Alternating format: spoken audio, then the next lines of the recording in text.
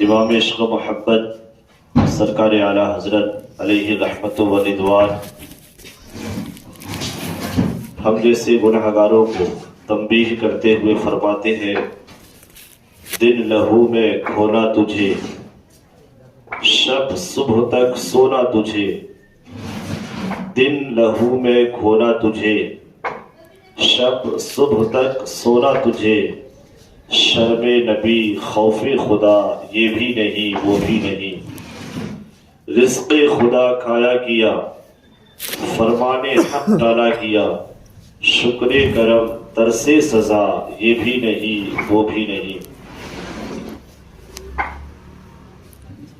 اللہ تبارک و تعالی کی رحمت ہم گنہگاروں کو اپنی طرف بلاتی ہے، لیکن اس کے باوجود ہم رب کی دہلیز کی جانب آنے کے لیے تیار نہیں۔ شاعر نے اس کا جو نقشہ کھینچا ہے کہ اللہ کی رحمت گنہگاروں سے یوں مخاطب ہوتی ہے کہ ہم تو مائل با کرم ہے کوئی سائل ہی نہیں، ہم تو مائل با کرم ہے کوئی سائل ہی نہیں، راہ دکھلائے کسے رہر و منزل ہی نہیں۔ قرآن مجید برہان رشید فرقان حمید کی جو آیت بابرکت میں نے آپ کے سامنے تلاوت کی، اس میں اللہ تبارک و تعالی کتنے محبت بھرے لب و لہجے میں اپنے محبوب سے ارشاد فرماتا ہے۔ اللہ رب العزت اپنے محبوب سے فرما رہا ہے، قل میرے محبوب آپ کہہ دیجئے، کسے کہیے، کیا کہیے؟ اللہ فرماتا ہے، یا عبادی الذین اسرفوا علی انفسہم، محبوب آپ میرے ان بندوں سے کہہ دیجئے کہ میرے جن بندوں نے گناہ کر کے اپنی جانوں کے اوپر ظلم ڈھائے، جنہوں نے اپنی جانوں کے اوپر زیادتی کی ہے، میرے محبوب میرے ان گنہگار بندوں سے کہہ دیجئے، لا تقنطوا من رحمت اللہ، وہ اللہ کی رحمت سے مایوس نہ ہو، اللہ کی رحمت سے نا امید نہ ہو۔ ان اللہ یغفر الذنوب جميعا، اس لیے کہ وہ جس اللہ کو مانتا ہے، جس خدا پر اس کا ایمان ہے، اس خدا کا معاملہ یہ ہے کہ بے شک اللہ تبارک و تعالی سب گناہ بخش دیتا ہے۔ انہ هو الغفور الرحیم، بے شک اللہ رب العزت بخشنے والا مہربان ہے۔ اس آیت میں اللہ تبارک و تعالی نے بندوں پر اپنی مکمل رحمت، اپنا فضل اور اپنا احسان کا بیان فرمایا۔ چنانچہ فرمایا، محبوب میرے بندوں سے آپ کہہ دیجئے کہ میرے وہ بندوں جنہوں نے کفر اور گناہوں میں مبتلا ہو کر اپنی جانوں کے اوپر زیادتی کی، تم اللہ کی رحمت سے مایوس نہ ہونا اور یہ خیال نہ کرنا کہ ایمان اگر ہم نے قبول کر لیا یا ہم نے گناہوں سے توبہ کر لیا تو ایمان قبول کرنے کے بعد سابقہ کفر کے حوالے سے تمہارا مواخذہ ہوگا، یا توبہ کر لینے کے بعد پہلے کے گناہوں کے حوالے سے تمہاری گرفت ہوگی، تم یہ خیال نہ کرنا۔ بے شک اللہ تبارک و تعالی سب گناہ بخش دیتا ہے، یعنی انسان سے نعوذ باللہ من ذالک اگر کفر بھی ہو گیا اور اس نے توبہ کر لی اور اسلام و ایمان کو قبول کر لیا اور پھر اسی ہدایت پر قائم رہا، تو یقیناً کل قیامت کے دن اس سے پہلے کے کفر کے حوالے سے کچھ مواخذہ نہیں ہوگا۔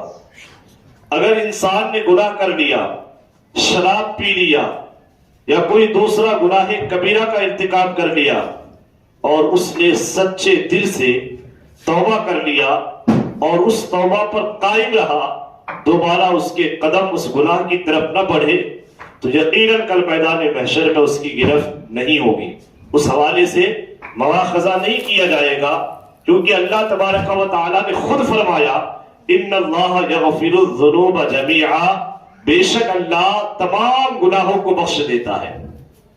یہاں تک کہ ایک حدیث پاک میں آپ کے سامنے اس کا مفہوم عرض کرتا ہوں. حضرت سیدنا انس بن مالک رضی اللہ تعالیٰ اس کے راوی ہے.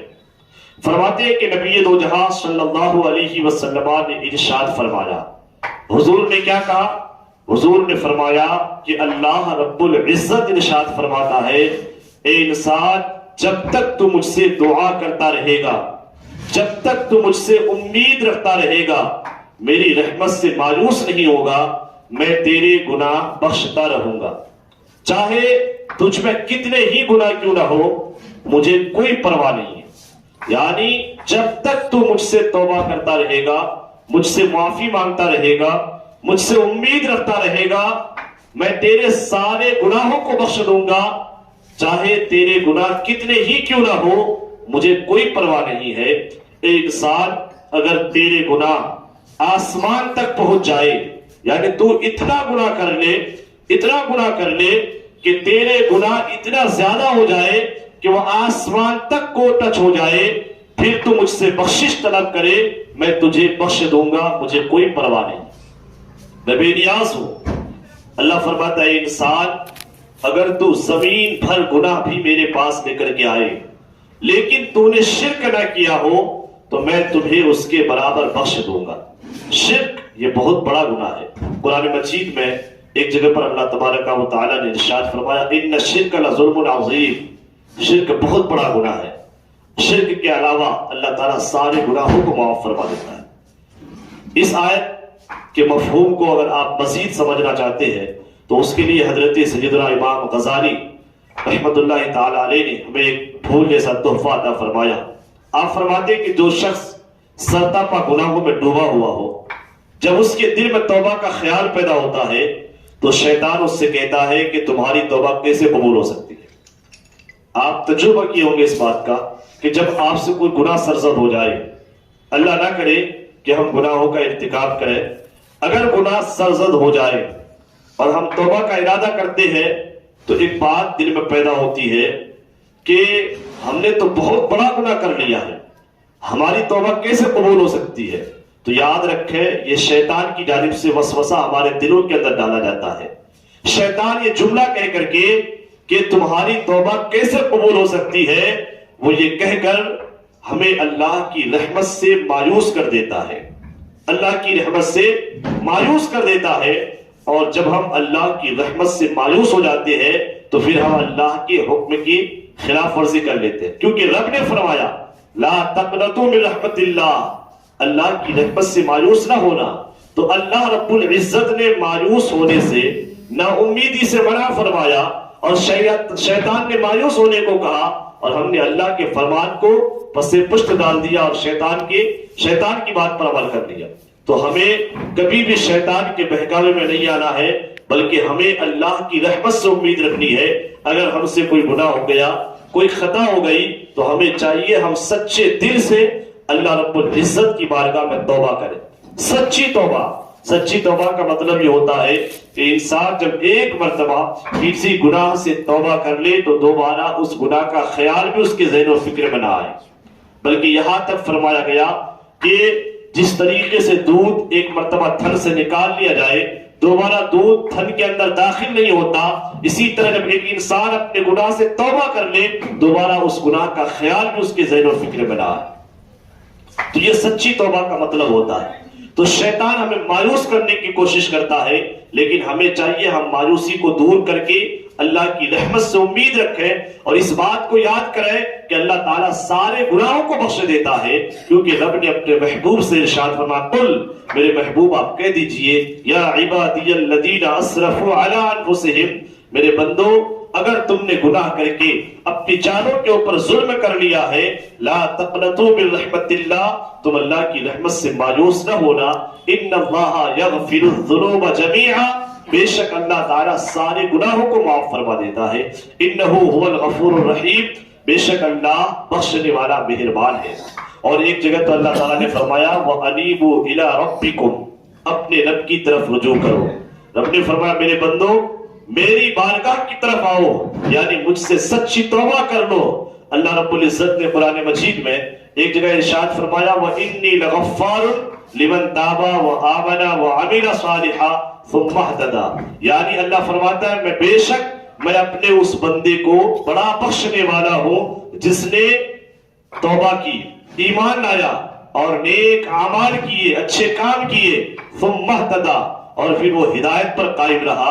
اللہ فرماتا ہے میں اپنے اس بندے کو بڑا بخشنے والا ہوں۔ اب یہاں پر ایک بات کی وضاحت آپ یاد رکھیں کہ اللہ کی رحمت سے بندے کو مایوس نہیں ہونا چاہیے۔ اللہ کی رحمت سے انسان کو ہمیشہ امید لگائے رکھنا چاہیے، لیکن امید کرنے والا سچا کون ہوتا ہے؟ آپ اس بات کو ذہن میں رکھیں کہ ایک انسان گناہوں پہ گناہ کرتا جا رہا ہے، خطاؤں پہ خطا کرتا جا رہا ہے، ایک طرف گناہ کر رہا ہے، دوسری طرف کہتا ہے مجھے اللہ کی رحمت سے امید ہے اللہ معاف فرما دے گا، تو یہ حقیقتاً امید کرنے والا نہیں ہے۔ امید رکھنے والا وہ ہوتا ہے کہ اگر اس سے کوئی گناہ ہو گیا وہ اس گناہ سے سچی توبہ کر لے اور پھر اللہ کی رحمت سے امید رکھے، یہ حقیقی امید رکھنے والا ہوتا ہے۔ آپ اس کو مثال کے طور پر یوں سمجھئے کہ ایک شخص بازار کے اندر ہو اور اس کے لیے نماز جمعہ کا وقت تنگ ہو جائے اور وہ یہ سوچتا ہے کہ نماز جمعہ مجھے مل پائے گی یا نہیں مل پائے گی، لیکن اسے امید ہے کہ مل جائے گی، اور شیطان اسے بہکاتا ہے کہ تجھے مل نہیں سکتی، لیکن وہ شیطان کی بات کو تسلیم نہیں کرتا اور جمعہ کی نماز پانے کے لیے وہ اپنے قدموں کو حرکت دینے لگتا ہے، آگے بڑھ جاتا ہے۔ تو ایسا شخص جو ہوتا ہے یہ امید رکھنے والا ہوتا۔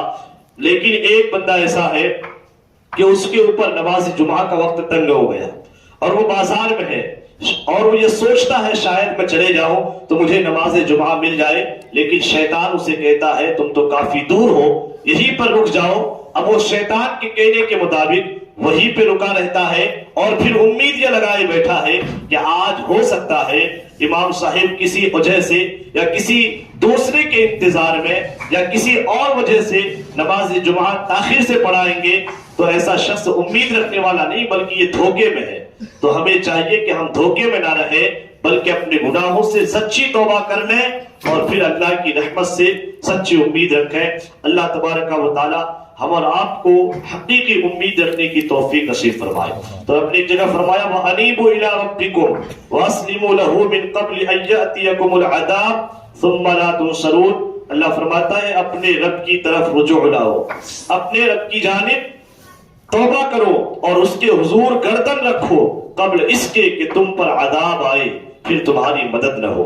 یہ اللہ تعالیٰ نے کتنے پیارے لب و لہجے میں ہمیں حکم عطا فرمایا۔ ایک جگہ فرماتا ہے محبوب میرے بندوں سے کہہ دیجئے، میرے ان بندوں سے جنہوں نے گناہ کر کے اپنی جانوں کے اوپر ظلم ڈھائے ہیں، انہیں کہیے کہ اللہ کی رحمت سے مایوس نہ ہو، ابھی بھی وہ اللہ کی رحمت سے امید رکھے، گناہوں سے توبہ کر لے، یقیناً میں بڑا بخشنے والا ہوں، سارے گناہوں کو بخش دیتا ہوں۔ اور پھر آگے اللہ فرماتے ہیں وَأَنِيبُوا إِلَىٰ رَبِّكُمْ، محبوب میرے بندوں سے کہہ دیجئے وہ میری بارگاہ کی طرف چلے، یعنی میری بارگاہ کی طرف آئے، گناہوں سے سچی توبہ کر لیں۔ وَأَسْلِمُوا لَهُ مِن قَبْلِ أَن يَأْتِيَكُمُ الْعَذَابُ، انہیں کہہ دیجئے کہ تم اللہ کے حضور گردن رکھو اس سے پہلے کہ تم پر عذاب آئے اور پھر تمہاری کوئی مدد نہ ہو۔ تو اللہ تبارک و تعالیٰ نے کتنے پیارے لب و لہجے میں ہم گنہگاروں کو قرآن مجید کے اندر یاد فرمایا۔ اس آیت سے معلوم ہوا کہ فقط اللہ کی رحمت پر بھروسہ کر کے گناہوں میں مصروف رہنا یہ درست نہیں، جیسا کہ میں نے ابھی آپ کو بتایا، بلکہ گناہوں کو چھوڑنا ہے اور پھر اللہ کی رحمت سے لو لگانی ہے۔ یقیناً اللہ تبارک و تعالی ہماری توبہ بھی قبول فرمائے گا اور اللہ رب العزت ہمیں جنت کی بہاریں بھی نصیب فرمائے گا۔ آپ دیکھیں اللہ رب العزت کی رحمت کو اگر آپ کو دیکھنا ہے تو کیسے کیسے گنہگار بندوں کو اللہ رب العزت نے قبول فرما کر کے مقام ولایت پر فائز فرما دیا۔ آپ نے حضرت بشر حافی رضی اللہ تعالیٰ عنہ کا نام سنا ہے۔ حضرت بشر حافی رضی اللہ تعالیٰ عنہ، اللہ اکبر، ان کی شراب نوشی کی داستانیں بہت مشہور ہیں۔ آپ شراب پی کر کے ہمیشہ دھوپ پڑے رہتے تھے، کبھی راستے میں پڑے رہتے، کبھی میخانے میں پڑے رہتے، کبھی اپنے ساتھیوں کے ساتھ شراب پینے میں مگن رہتے تھے۔ آپ کی زندگی کے دن اسی طرح کٹ رہے تھے۔ اللہ اللہ، ایک دن آپ شراب خانے کی طرف جا رہے ہیں، راستے میں کاغذ کے ٹکڑے کو آپ نے دیکھا، آپ نے اس کو اٹھا کے دیکھا تو کیا دیکھا کہ اس میں رب رحیم کا نام لکھا ہوا تھا۔ انہوں نے سوچا یہ میرے رب کریم کا نام ہے اور یہ راستے پہ پڑا ہے، آپ اس کاغذ کے ٹکڑے کو اٹھا کر گھر لے جاتے ہیں، صاف کرتے ہیں، خوشبو لگاتے ہیں، اونچی جگہ پر ادب کے ساتھ رکھ دیتے ہیں۔ اللہ اللہ، انہوں نے ایک نیکی کی، پروردگار عالم نے اس کو اپنی رحمتوں کے سائبان میں لے لیا۔ اب یہی حضرت بشر حافی ہے، کاغذ کے ٹکڑے کو رکھنے کے بعد اپنے گھر کی جانب بڑھتے ہیں اور پھر وہاں سے میخانے کی طرف بڑھتے ہیں۔ جب آپ میخانے کی طرف، شراب خانے کی طرف جا رہے ہیں، ادھر وقت کے ایک ولی کامل کو الہام ہو رہا ہے، رب کا فرمان اسے سنایا جا رہا ہے کہ میرے محبوب بندے بشر حافی کے پاس جاؤ، بشر حافی کو میرا سلام کہنا اور اسے یہ پیغام سنا دینا کہ اللہ رب العزت نے تیرے سارے گناہوں کو معاف فرما دیا ہے۔ اب وقت کا ولی کامل لوگوں سے بشر کا پتہ پوچھتے ہیں، کہتے لوگوں مجھے بشر کا پتہ بتاؤ، یہ بشر حافی کون ہے؟ لوگ کہتے تم بشر کے بارے میں پوچھتے ہو، وہ تو تمہیں شراب خانے میں ملیں گے یا کہیں پہ شراب پی کے وہ دھت پڑے ہوں گے، ان کے پاس کیا جاؤ گے؟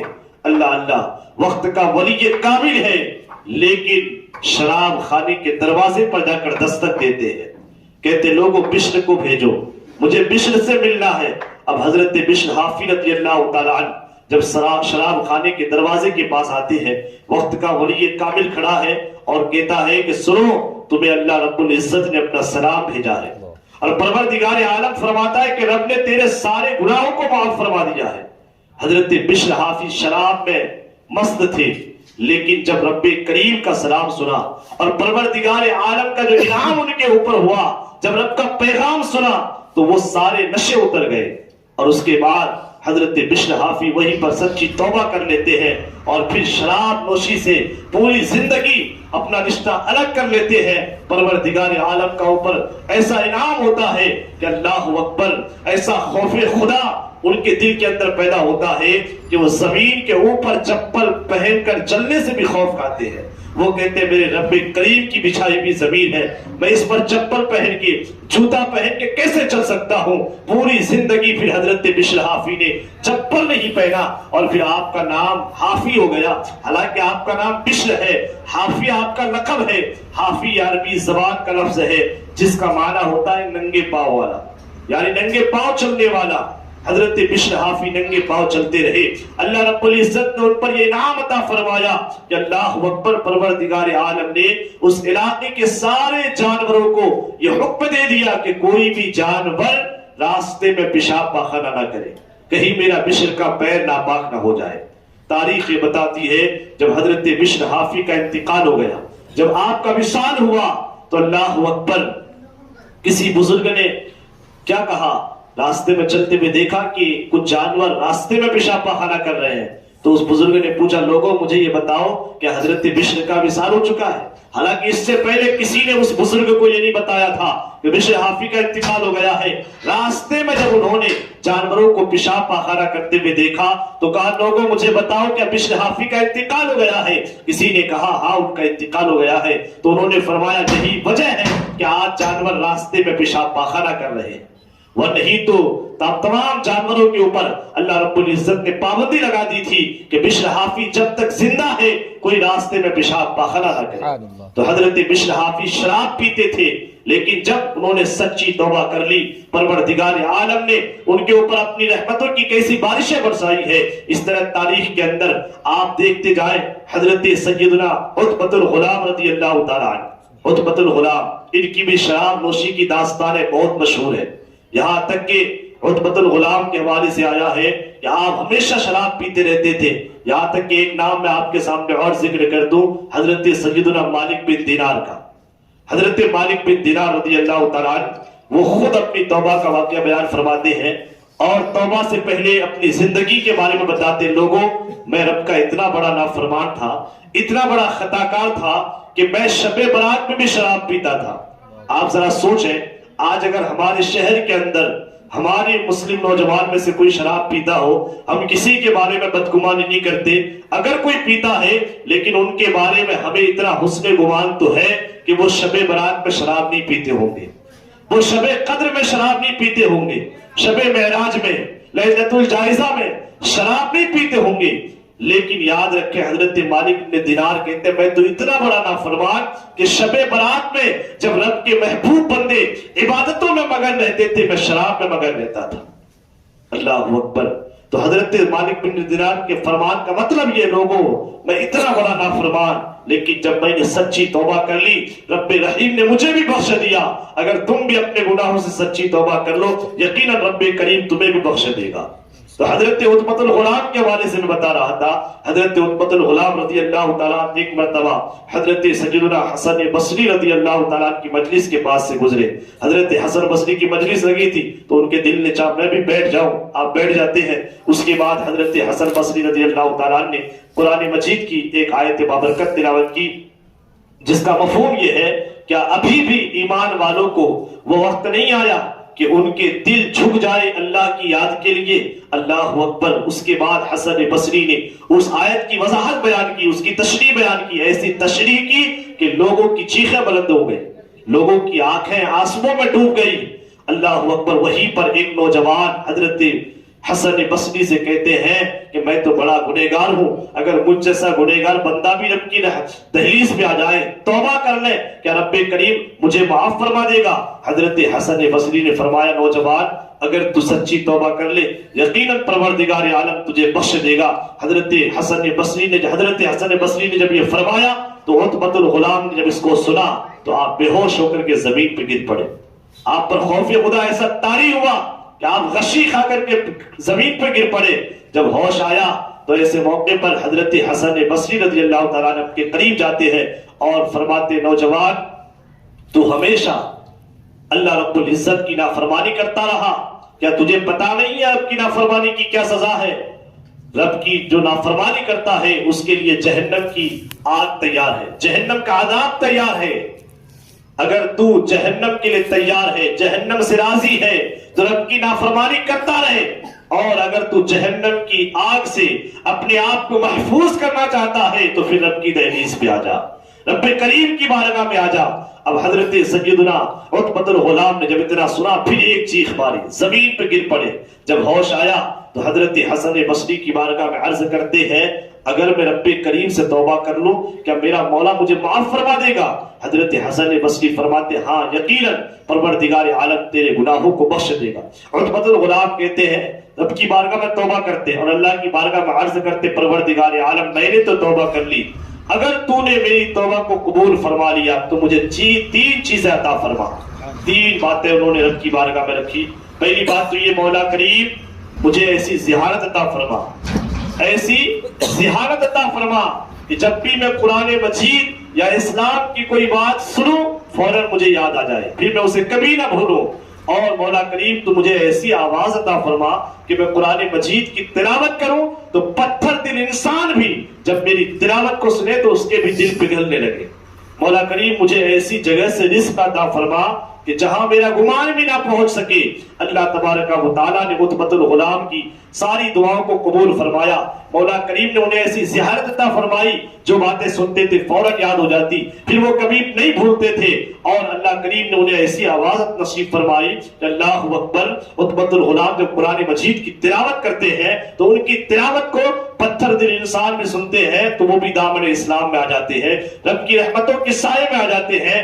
اور پھر اللہ رب العزت نے ان کو پوری زندگی ایسی جگہ سے رزق عطا فرمایا کہ اللہ اکبر کبھی وہ تصور بھی نہ کر سکے, ان کا گمان بھی نہ پہنچ سکا, کیونکہ دروازے کے پاس روزانہ ان کے کھانے پینے کے سامان موجود ہوا کرتے تھے. میں اللہ کے اس بندے کا حال آپ کو سنا رہا ہوں کہ اللہ اکبر جو شراب نوشی میں مبتلا رہتے تھے, ہمیشہ شراب پیتے تھے, جن کی شراب نوشی کی داستانیں بہت مشہور ہے. جب وہ رب کی بارگاہ میں آتے ہیں اللہ کی دہلیز میں آ کر کے رب سے سچی توبہ کرتے ہیں, معافی مانگتے ہیں تو پروردگار عالم نے انہیں بھی اپنی رحمتوں کے سائے میں لے لیا. تو ذرا سوچیں اگر ہم اللہ کی دہلیز پہ آ جائے, پروردگار عالم کی بارگاہ میں آ جائے, یقیناً مولا کریم ہمارے بھی گناہوں کو معاف فرما دے گا. تو رب کریم نے ارشاد فرمایا میرے محبوب میرے بندوں سے کہہ دیجئے, میرے وہ بندوں جنہوں نے اپنی جانوں پر ظلم کے گناہ کر کے اللہ کی رحمت سے مایوس نہ ہونا, بے شک اللہ سارے گناہوں کو بخش دیتا ہے اور بے شک اللہ بڑا بخشنے والا مہربان ہے.